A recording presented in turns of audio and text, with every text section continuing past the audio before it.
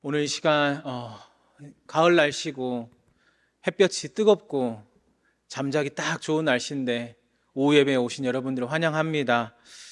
제가 오늘 오후 예배와 다음 주 수요 저녁 기도회 설교를 맡았는데 여러분이 주보를 보시면 아시겠지만 제목이 비슷비슷해요. 너희가 어찌하여 라고 이야기하고 수요일은 내가 어찌하여 라는 겁니다. 다른 본문, 다른 상황, 다른 환경의 인물을 통하여서 자신들이 직면한 상황 가운데 말씀에 나타난 믿음의 반응들이 서로 어떻게 다른지를 비교해 볼 수 있는 저는 시간이라고 저는 생각합니다. 오늘 말씀을 들은 분들이라면 수요 예배까지 꼭 나오시고 참석해 주셔서 하나님의 말씀 함께 나누기를 간절히 소망합니다. 오늘 말씀을 들어갈 텐데 사무엘상 초반의 말씀이죠. 사무엘상 처음의 시작은 기도의 어머니라고 불리는 한나의 내용이 나옵니다. 근데 이 한나의 내용이 나오고 이어져서 1장에 그렇게 나오다가 2장에 갑자기 다른 이야기들을 하기 시작하는 거예요. 오늘 그 이야기인데 한나는 어떤 사람인가? 바로 사무엘을 낳은 사람이었어요. 사무엘을 어떻게 낳았냐면 시작점이 이런 겁니다. 그가 행복한 가운데 임신 생활을 한 게 아니었어요. 임신을 하게 된 것은 정말 어려움 가운데 있었던 시작이었어요. 아이를 낳지 못하고 결국에 그 아이를 낳지 못함 때문에 하나님 앞에 끊임없이 기도하고 찾아가서 하나님 앞에 간구하고 서원했더니 하나님께서 열매와 같은 일들을 허락하셨습니다. 세상에서는 그것을 보면서 아이가 없는 것을 바라보면서 뭐라고 이야기하냐면 불행하다라고 이야기하고 심지어 어떤 이들은 그 여인을 바라보면서 저주받았다라고 이야기할 정도의 당시의 상황이었습니다. 근데 세상의 관점으로는 저주받았다라고 이야기할 수도 있고 불행하다라고 이야기할 수 있는 그 상황 가운데서 하나님께서는 어떻게 한나의 인생을 열어가시냐면 불행하고 저주받은 믿음의 관점이 아니라 또 다른 믿음의 관점으로 열어가시는 거예요. 한나에게 자녀가 없다라고 하는 것은 앞서 말씀드린 무엇을 주시겠다는 약속입니까? 누구를 주시겠다고요? 아들? 아들 누구죠? 사무엘을 주겠다는 약속인 거예요. 세상에서 보기에는 어렵게 얻은 아들이 아니라 하나님께서 이 어려운 시대 가운데 반드시 허락한 하나님의 약속이 있다라고 하는 것입니다. 자녀가 없었기 때문에 한나는 끊임없이 기도했고 자녀가 없었기 때문에 하나님께 매달릴 수밖에 없었고 결국에는 지금 이 시대를 살아가는 우리에게 기도의 어머니라고 하는 대명사로 한나가 불리게 될 정도였어요.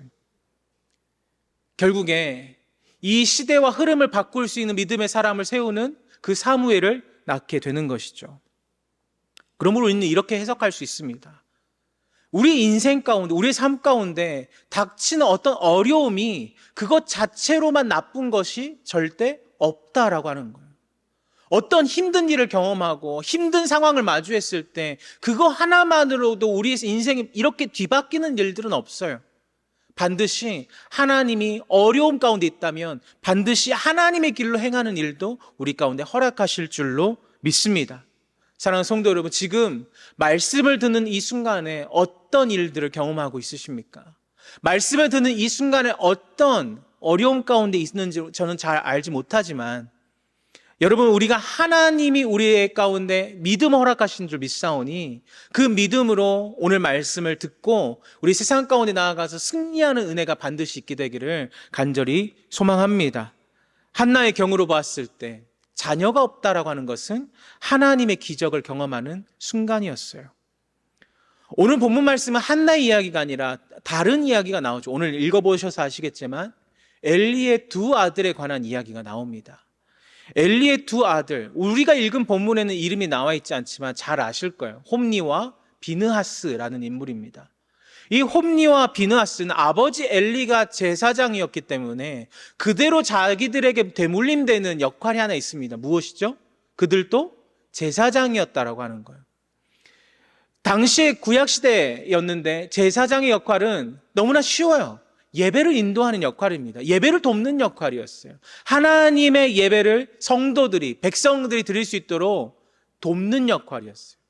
말 그대로 그들은 직분 자체가 거룩한 사람이었어요. 직분을 얻는 쉽게 말해 직업 자체가 거룩한 직업이었어요. 그런데 이들이 섬기는 방식과 섬기는 모습들이 오늘 성경 말씀에 나와 있죠. 너무나 익히 보셔서 아실 겁니다. 그런데 말씀을 보셔서 아시겠지만 이 관습과 규례가 이런 내용이잖아요. 하나님께 제사를 드리고 기름을 태우고 나머지 살코기는 갈고리를 넣어서 걸리면 그걸 제사장이 먼저 가져가는 거였어요. 근데 어떻게 합니까? 기름을 태우기도 전에 먼저 가져가겠다는 거예요. 하나님께 바치기도 전에 가져가는 일도 있었다라고 하는 겁니다. 이들이 이런 사람이었다라는 거예요. 우리가 무엇을 할 수 있냐면 직분 자체가 거룩하다고 해서 그의 삶이 거룩한 것이 아니라고 하는 겁니다. 제가 아무리 목회자라 할지라도 목회자에서 거룩한 일은 없어요. 내 스스로 믿음으로 노력해야 합니다. 하나님이 주신 은혜로 믿음으로 발버둥 쳐야 합니다. 죄악 가운데서 벗어나기 위해서 노력해야 하고 장로로서, 집사로서, 권사로서 하나님의 백성으로서 살아내기에 매일마다 믿음으로 노력해야 해요. 직분을 얻었기 때문에 무슨 구원파처럼 한번 구원받으면 끝난다. 아니요. 절대 그런 일은 없어요. 우리는 매일매일 순간마다 죄악 가운데 넘어져요. 직분 자체가 거룩한 직업은 없습니다. 그들은 하나님께 제사를 드려야 하고 하나님 앞에 섬기는 일을 해야 하는데 그의 삶은 어떤 삶이었냐면 지극히 세속적인 삶이었어요. 여기서 우리의 핵심의 문제는 무엇이냐면 이런 거예요. 내가 어떤 자리에 있느냐, 어떤 지위에 있느냐, 내가 어디에 속해 있느냐가 문제가 아니라 내가 어디 있든지 무엇 하냐, 내가 어떤 상황이 있든지 어떻게 행하느냐가 중요하다라고 하는 거예요. 여러분 오늘 오전에 말씀을 들었습니다. 우리 백 목사님이 열변을 토하면서 말씀하셨어요. 그리고 저도 설교를 합니다. 중요한 건 무엇이었냐면 은혜의 자리에 머무는 것도 너무나 중요하지만 이제부터가 중요한 거예요. 내가 어떻게 그 말씀대로 행하느냐. 여러분 그 은혜를 기억하면서 우리가 세상 가운데 나아가야 합니다. 단번에 되는 일은 없지만 매일마다 반복되는 그 믿음의 노력 앞에서 직분으로 만족하는 게 아니라 하나님의 은혜 가운데 머물 수 있도록 발버둥 치는 은혜가 있기를 소망합니다. 때로는 부르짖고 때로는 눈물로 기도하고 때로는 무릎으로 엎드려서 하나님 앞에 믿음의 노력을 또한 더하면 더 하나님께서 크신 은혜를 베푸실 줄로 믿어요. 내가 아무리 거룩한 직분을 가졌다 할지라도 홈리와 비나스처럼 세속적인 일을 한다면 어떻게 되는 겁니까? 옳지 않은 행동을 하는 거예요. 근데 여러분 세상에서 그런 일들이 있죠. 교회에서도 마찬가지죠. 이건 안 될 텐데, 이건 아닌데 라고 하는데 정말 수고하고 애쓰면서 헌신하며 하나님의 영광을 위해서 그 일을 감당하면 어떻게 돼요? 하나님께서 귀하게 쓰신다라고 하는 거예요.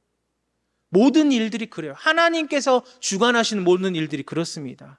사랑하는 성도 여러분, 다시 한번 여러분을 축복하고 격려합니다. 우리가 무슨 일을 하든지 하나님의 영광을 위해서 우리가 모든 일들을 할 수 있게 되기를 간절히 축복합니다. 하나님의 영광을 위해서 하는 일이에요. 엘리의 두 아들의 이야기를 이제 시작할 텐데 엘리의 이야기의 아들을 시작하기 전에 기억해야 할 것은 이들은 우리의 삶의 모델이 절대 아니라는 거예요. 어떤 모습이냐? 반면교사, 본받지 말아야 할 모습. 이들을 보면서 우리는 이렇게 하면 안 돼야겠다라고 하는 것을 보게 될 것입니다. 이들의 인생을 살펴볼 텐데 우리를 통하여서 무엇을 말씀하시고자 하시는 하나님의 말씀이 있는지 우리가 말씀을 읽어가면서 우리 한 번 더 살펴보길 원합니다. 우리 12절 말씀을 우리 한 목소리로 같이 한번 읽어보도록 하겠습니다. 12절 말씀입니다. 함께 읽겠습니다. 시작.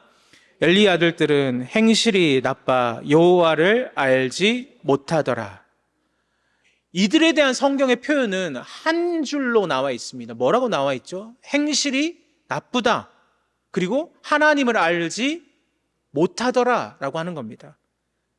여러분이 하나님을 알지 못하더라 라고 하는 말을 제 식으로 제가 원래 잘 사용하던 방법으로 풀어보면 이런 거예요. 하나님을, 여호와를 의식하지 못하더라 라고 하는 겁니다.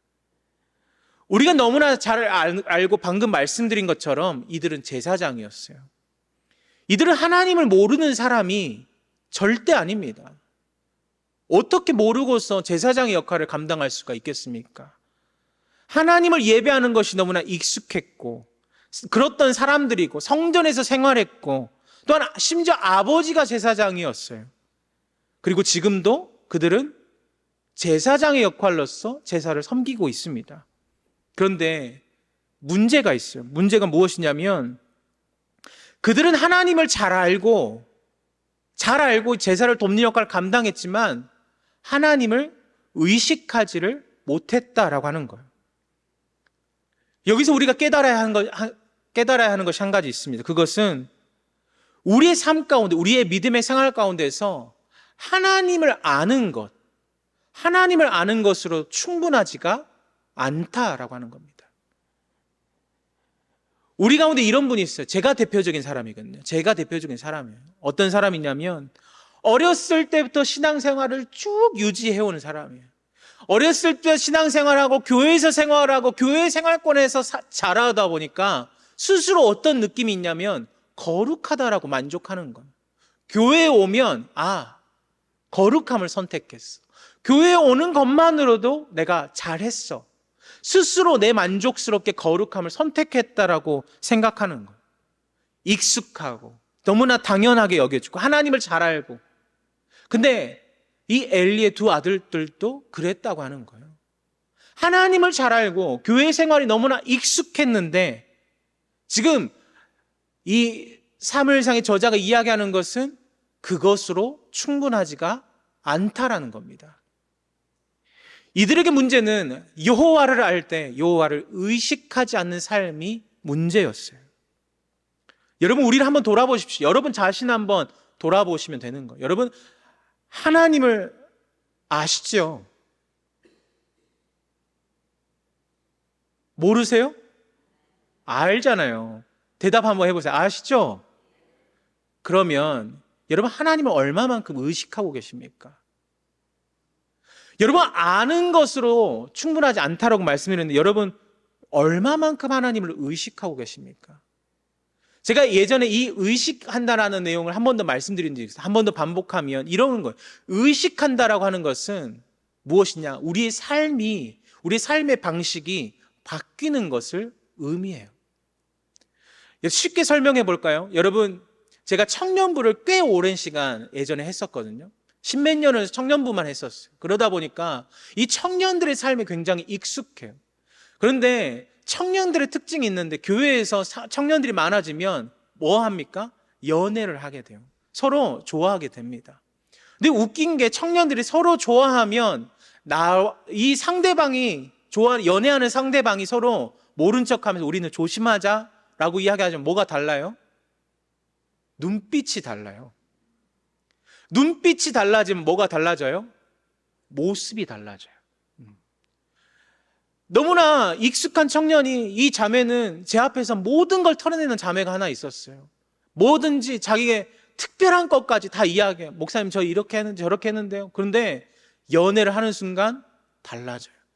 옷 입는 것도 달라지고 향수도 뿌리고 얼굴도 분명히 항상 맨 얼굴로 다녔는데 더 얼굴을 두껍게 다니고. 무엇 때문에 그렇죠? 남자친구를 의식하는 거예요. 여러분, 이와 마찬가지거든요.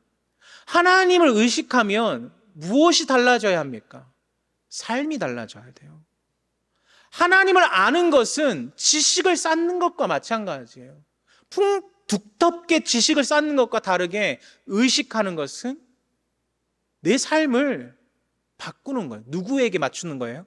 나를 지켜보고 있는 나를 바라보고 있는 그에게 나의 생각과 모든 것들을 맞추는 거예요. 결혼 생활 처음 하면 서로가 대립하죠. 이렇게 살아온 인생이 있고 저렇게 살아온 인생이 있는데 결국에는 어떻게 됩니까? 맞춰가요. 누구에게요? 아내에게 남편이 맞춰가요. 그러면 가정에 평화가 옵니다. 대부분 그렇잖아요. 여러분, 의식하는 거예요. 여러분, 하나님은 얼마만큼 의식하고 계세요? 우리가 여기에서부터 문제가 일어나기 시작하는 거예요. 하나님을 아는 것에만 힘써 노력하다 보니까 삶에서 내가 일주일에 한번 교회 오는 것으로 때로는 만족하기도 하고 뜨겁게 새벽에 부르짖는 것으로 때로는 만족하기도 하고 어떤 평상시에 드리지 않았던 시간을 하나님께 할애했다는 것만으로도 거룩하게 느껴질 때가 있다라고 하는 거예요. 하나님이 우리에게 원하시는 거, 엘리의 두 아들에게 원하셨던 것은 아무래도 이런 것 같아요. 네가 있는 그 자리에서 성전에서만 만족하는 것이 아니라 삶의 모든 순간 가운데 하나님을 의식하고 믿음으로 살아가기를 원하시는 거예요. 사랑하는 성도 여러분, 하나님을 알고 있다면, 하나님을 의식하시고 하나님을 의식하신다면 우리의 삶이 믿음으로 변화되기를 간절히 소망합니다. 엘리의 두 아들들의 문제가 바로 이런 거였어요. 그렇다면 이렇게 생각할 수 있습니다. 왜 그렇게 하나님을 잘 아는 사람들이 왜 하나님을 의식하지 않았을까? 여러분, 당연한 질문 아닐까요? 왜 이들이 하나님을 그렇게 잘 아는데 의식하지 않는가? 오늘 이 질문의 답이 본문에 나타난 이들의 모습을 통해서 알 수 있는데, 앞서도 말씀드렸어요. 이들이 제사에 바쳐진 고기를 강탈했어요. 심지어 욕심을 채우기 위해서 하나님께 바쳐지지도 않는, 기름을 태우지도 않은 것을, 생것을 가져다가 자신들의 배를 채웠어요. 아무리 배를 채우고 채웠는데 오늘 본문 말씀 보세요. 몇 차례는 일어났던 일입니다. 그런데 여러분, 그 다음이 문제잖아요. 이들이 이런 일을 행하였는데 어떤 일이 일어나죠? 이들의 삶 가운데 아무런 문제가 없어요. 분명히 하나님 앞에 범죄한 것이 맞아요. 고기를 갈고리로 가져가기 전에 내 걸 먼저 챙겨가기도 했고 하나님의 것을 하나님 것보다 먼저 가져가게 되는데, 이들의 문제는 그렇게 행하고도 아무런 문제가 없다라고 하는 겁니다. 분명히 처음에 이런 주저함이 있었을 거예요. 내가 이렇게 해도 되나? 지금 내가 이렇게 선택해도 되나? 했는데 한두 번 했는데도 별일이 없다 보니까 이제는 그런 감각들마저도 무뎌진 사람이 되어버렸어요. 하나님을 어디쯤으로 보고 있냐면 가까이서 의식하고 지켜보는 이로 보는 게 아니라 저기 멀리서 보일 듯 말 듯한 곳에서 나를 보고 있는 것처럼 행동하는 사람으로 변화되어 버렸어요. 아무런 문제가 없다고 생각하는 그것이 진짜 이들의 삶의 문제가 되어버리는 겁니다. 내가 잘못해도 아무런 문제 없이 흘러가는 거, 여러분, 그것이 무슨 뜻일까요? 여러분, 우리가 죄악 가운데 머물러 있는 삶이에요. 저나 우리 성도님들이나 오늘 예배를 마치고 집에 돌아가면 때로는 어떤 사람들에 의해서 감정이 상하면서 그들을 정죄하기도 하고, 어떤 운전하면서 갑자기 끼어드는 사람 때문에 어떤 정말 욱하는 마음이 들기도 하고, 하나님께서 오늘 말씀 가운데 허락하셨던 온유와 평안함을 바라보지 못하고 내 감정과 내 생각들 할 때가 더 많이 있어요. 그런 범죄를 저지를 때가 더 많이 있어요. 그럼에도 불구하고 하나님께서 우리의 삶이 이렇게 평탄하게 흘러가게 하신 이유는 무엇 때문입니까? 무엇 때문에 하나님께서 우리의 삶을 이토록 안정적으로 살아갈 수 있도록 인도하시는 것일까? 저는 하나님께서 너무나 상투적인 표현이지만 기회를 계속적으로 허락하신 거라고 생각해요. 그냥 한두 번의 기회가 아니라 너희 스스로가 나에게 올 때까지, 너희 스스로가 하나님을 의식하고 돌아올 수 있는 그 순간까지 내가 그래, 기다려볼게. 얼마든지 기다려볼게. 너희들은 사람을 얼마든지 용서할 수 있을지 모르겠지만 횟수가 아니라 나는 얼마든지 너를 기다려볼게 라고 말씀하시는 거예요. 여러분, 하나님은 어떤 분이십니까? 모르는 분이 아니세요. 내가 실수하고 연약하고 잘못하고 이것을 모르는 분이 아니세요. 하나님이 징벌할 수 있는 능력이 있나요, 없나요? 있죠. 여러분, 구약의 말씀에 보면 하나님이 심판하신 내용들이 나오잖아요. 노아의 홍수, 무엇 때문입니까? 인간의 범죄함 때문에 일어나는 일이잖아요.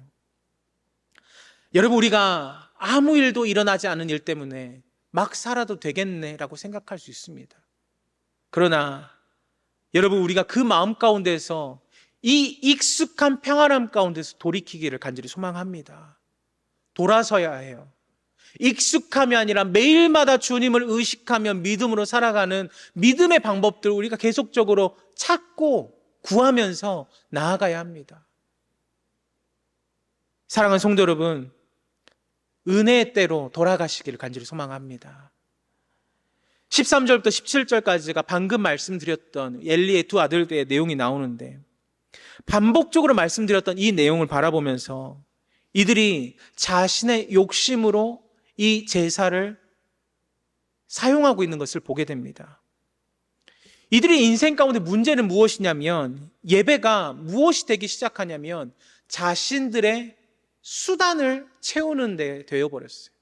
어떤 자신의 욕심을 채우는 데 수단이 되어버렸어요. 무엇이요? 예배가요.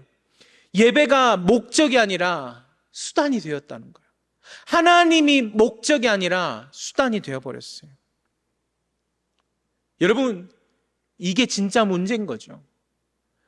예배와 하나님이 수단이 되면 어떻게 됩니까? 쉽게 알 수 있어요. 여러분, 우리가 이런 겁니다. 하나님 앞에 하나님을 목적 삼아서 우리가 살아간다고 이야기하지만, 내가 무언가를 결정하고 하나님, 내가 이 일 때문에 40일을 좀 금식하며 기도해 보겠습니다. 내 목숨 걸고 하나님 한번 해볼게요. 그리고 40일 후에 제가 하나님의 결정을 기다리겠습니다 라고 살아가면서 한다고 한번 생각해 보십시오. 정말 안 먹어가면서 기도한다고 했는데 41일째 변화되지 않으면, 아무런 일도 일어나지 않으면, 40일 동안 반복했던 기도가 여전히 그대로 멈춰 있다면 41일째 여러분 무엇 하시겠습니까? 어떤 이들은 원망할 수도 있고, 어떤 이들은 탄식하고, 심지어 어떤 이들은 돌아설 수도 있을 거예요. 여러분, 이게 수단이 되는 일이에요. 여러분, 수단이 된다고 하는 것은 무엇이냐면, 우리가 무언가를 찾고 목적되는 그 하나님을 찾고 찾아야 하는데, 수단이 되는 순간 우리 가운데 다른 것이 일어나기 시작합니다. 한 가지, 그게 무엇이냐면 다른 대안이 떠오르기 시작해요. 아, 이것이 이루어지지 않았어? 40일을 드렸는데 이것이 변화되지 않았어? 그러면 또 다른 대안을 찾기 시작하는 거예요. 어떤 사람이요? 수단으로 삼을 때, 예배를 수단으로 삼고 하나님을 수단 삼아 살아갈 때, 내 결과와 목적이 달라지면 다른 대안을 찾는다라고 하는 거예요. 하나님은 우리의 욕심을 채우기 위한 수단이 아닙니다. 하나님은 우리의 목적 되시며 우리의 모든 것 되심을 믿습니다. 그러기에 여러분, 하나님을 바라보실 때 어떤 현상 하나만 놓고 기도하시지 않게 되길 원해요. 하나님은 우리가 이것만을 바라고 기도하신다면 모든 것을 놓고 기도하길 원하세요. 여러분, 살이 많이 안 찌셔서 잘 모르시죠? 재밌는 이야기 한번 해볼까요? 제가 살이 많잖아요. 그러다 경험이 많아요. 뭐 어떤 경험이 많냐? 살 빼는 노력이 많이 있어요. 그래서 제가 다이어트에 대한 상식이 아주 풍부합니다. 다른 지식은 없는지 몰라도 그 지식은 많아요. 그런데 여러분, 뱃살 빼는 방법이 한 가지 있어요. 제가 알려드릴까요? 궁금하신 분? 김수로 전사님, 제가 알려드리겠습니다. 뱃살 빼는 방법은 한 가지입니다. 모든 살이 다 빠져야 뱃살도 빠집니다. 마찬가지예요. 여러분, 하나님이 내가 이거 채워달라고 하면 이것만 채우는 게 아니라 우리의 영혼을 채우시는 거예요. 여러분, 하나님의 일들이 그런 거 아니겠습니까? 하나님, 우리 교회를 사람으로 꽉 채우게 해주세요. 사람으로 채우기 전에 우리 마음 가운데 먼저 만족을 허락하실 줄 믿습니다. 사람으로 가득 차서 하는 것보다 이 예배에 뜨거운 열정을 하나님 드리는 그 성도들의 힘을 하나님께 더 기뻐 받으실 줄 믿어요. 여러분, 그런 거예요.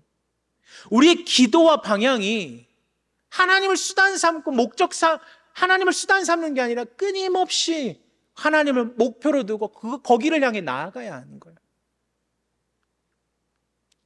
나를 위해서 하나님을 이용하지 않게 되길 원합니다. 내 목적을 위해서, 내 방법을 위해서 하나님을 이용하지 않게 되길 원합니다.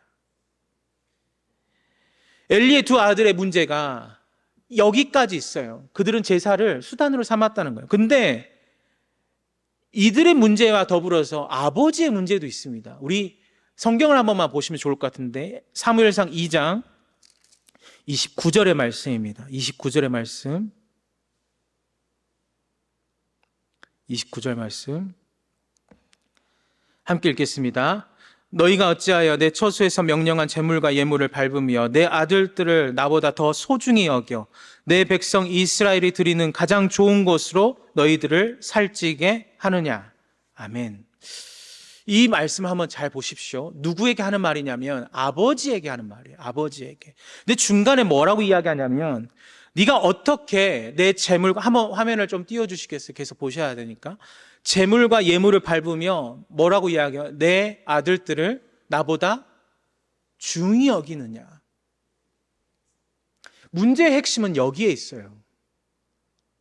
누구보다 누구를 더 소중히 여겼다는 거예요? 하나님보다 아들들을 더 소중히 여겼대요. 하나님보다 아들들을 소중히 여겼다.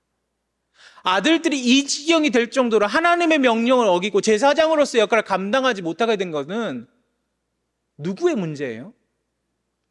본질적으로는 본인의 문제이기도 하지만 진짜 내밀하게 살펴보면 아버지의 문제였어요.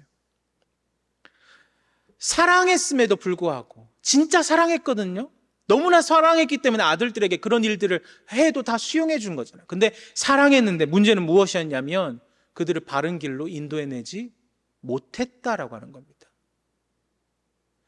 저는 부모님이 저 중학교 때까지 계셨는데 잊을 수 없는 일들이 두 가지가 있어요.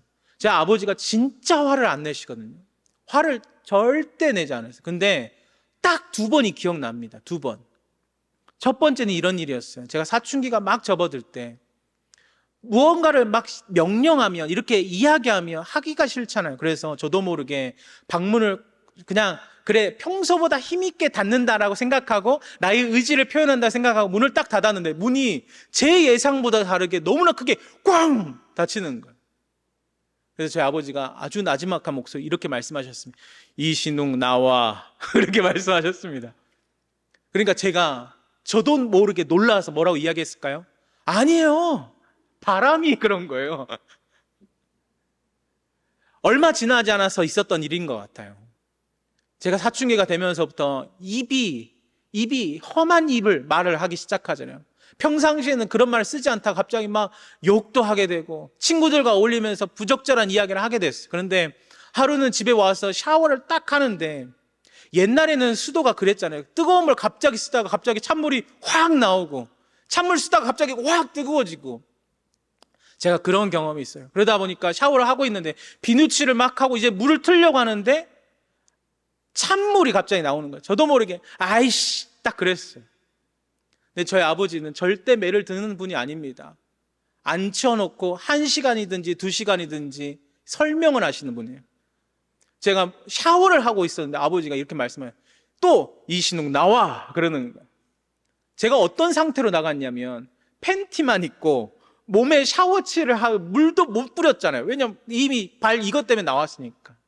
나왔는데 아버지가 앉혀놓고 그냥 이씨 이거는 나쁜 말이야. 욕한 거야. 다음부터 그러면 안 돼 하면 좋은데 이거를 얼마나 길게 말하는지 몸이 다 말라 비틀어질 정도로 설명을 하셨어요. 속으로 그렇게 생각해요. 아빠 차라리 한 대를 때리세요. 얼마 전에 제 아들이 제가 과자를 사주겠다고 갔는데 제가 장난을 계속 쳤어요. 아내랑. 그러다 보니까 아들이 저한테 한다는 말이 내 말 안 들어? 이 말을 하고 싶었나 봐요. 내 말을 안 듣고 있나? 이렇게 말하고 싶었던 것 같아요. 근데 자기도 모르게 내 말 안 듣고 있냐? 그렇게 말을 한 거예요. 저랑 아내는 분명히 그렇게 들었습니다. 근데 아들은 제가 문을 쾅 닫은 것처럼 아니야, 나 그렇게 말하지 않았어. 여러분, 그렇게 조금 부족함이 보일 때 우리는 뭐라고 이야기하면 가르쳐 줘야 해요. 그게 사회성의 공부고 삶의 교육이에요. 여러분, 믿음의 교육뿐만 아니라 우리가 신앙생활 한다면, 믿음의 생활 한다면 신앙생활도 가르쳐 줘야 해요. 또한 삶도 가르쳐 주는 거예요. 여러분, TV에서 어떤 가정교육에 하는 문제 보십시오. 내버려 두니까 문제가 되잖아요. 그냥 한번 잘못한 거 그냥 눈 감아 버리니까 때로는 문제가 되는 거예요. 엘리가 그랬다는 거예요. 사랑은 무엇입니까? 여러분, 사랑이 그냥 무조건 수용하고 받아주는 것만이 사랑이 아니라 올바른 길로 가르치는 것이 사랑입니다. 하나님이 우리를 사랑하셔서 끊임없이 말씀하심에도 불구하고 우리 다른 길로 갈 때 때로는 어려움을 주세요. 그 어려움으로 인해 하나님을 찾는다면 그것만으로 하나님이 너무 만족하시는 거예요. 여러분, 거기에 만족하지 마시고 결국엔 하나님께 붙어 있을 수 있는 존재로 우리는 살아가야 해요. 그것을 우리 가운데 말씀하시는데, 엘리는 그냥 그들이 원하는 대로, 그들이 바라는 대로 그렇게 살아갔다라고 하는 거예요. 무엇이 사랑입니까? 바른 길로, 믿음의 길로 인도할 수 있도록 매일마다 우리도 하나님을 의식하면서 살아가지만 그들도 그렇게 살아갈 수 있도록 우리가 삶의 표본이 되는 거예요. 잘 말해주는 겁니다.